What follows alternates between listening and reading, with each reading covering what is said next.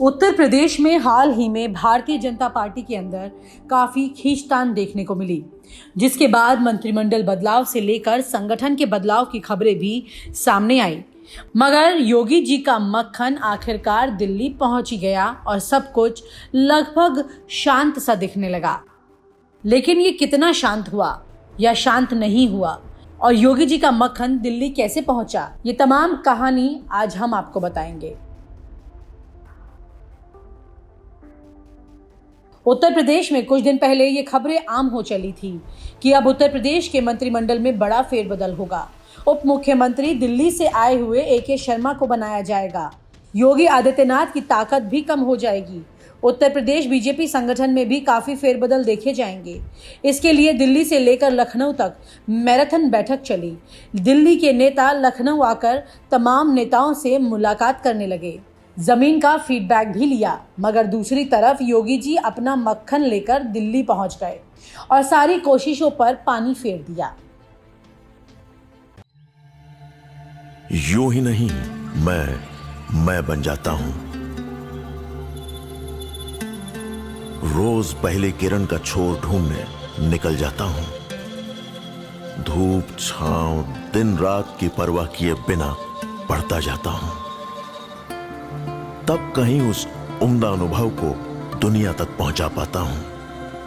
यूं ही नहीं, मैं रजनीगंधा बन जाता हूं। उत्तर प्रदेश में हाल ही में हुए पंचायत चुनाव से बीजेपी के आला कमान काफी नाराज थे, क्योंकि पंचायत सदस्यों की सीटें सबसे ज्यादा समाजवादी पार्टी ने जीती थी। बीजेपी समाजवादी पार्टी से लगभग 200 सीटें कम पा रही थी, जिसको देखकर बीजेपी के आला कमान की नाराजगी उत्तर प्रदेश संगठन और उत्तर प्रदेश सरकार पर साफ दिखने लगी। इसी बीच जब जिला पंचायत अध्यक्ष का चुनाव हुआ तो यूपी बीजेपी और मुख्यमंत्री योगी आदित्यनाथ ने साम दाम दंड भेद वाली राजनीति उत्तर प्रदेश में ऐसे लागू की कि उत्तर प्रदेश के 75 जिलों में से 65 से ज्यादा जिला पंचायत अध्यक्ष बीजेपी के हो गए। जिसके बाद इस बात की तारीफ प्रधानमंत्री नरेंद्र मोदी से लेकर बाकी तमाम बड़े नेता भी करने लगे। अब उत्तर प्रदेश में आने वाले समय में कई बड़े प्रोजेक्ट का शिलान्यास उद्घाटन होने जा रहा है, जिसमें Purvanchal expressway, Gorakhpur fertiliser, Gorakhpur AIIMS से लेकर कई ऐसे बड़े प्रोजेक्ट हैं जिसका उद्घाटन शिलान्यास योगी प्रधानमंत्री नरेंद्र मोदी से कराना चाहते हैं। इस पूरे घटनाक्रम पर राजनीतिक विश्लेषकों का कहना है कि योगी आदित्यनाथ को ये बात अच्छे से मालूम है कि 2022 के विधानसभा चुनाव प्रधानमंत्री नरेंद्र मोदी के नाम पर ही लड़ा जाएगा और उसके बाद समीकरण का क्या होगा, केंद्र नेतृत्व किसको मुख्यमंत्री बना दे, ये भी कुछ कहा नहीं जा सकता।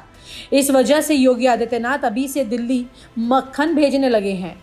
उद्घाटन से लेकर जीत का श्रेय प्रधानमंत्री नरेंद्र मोदी को दे दिया है।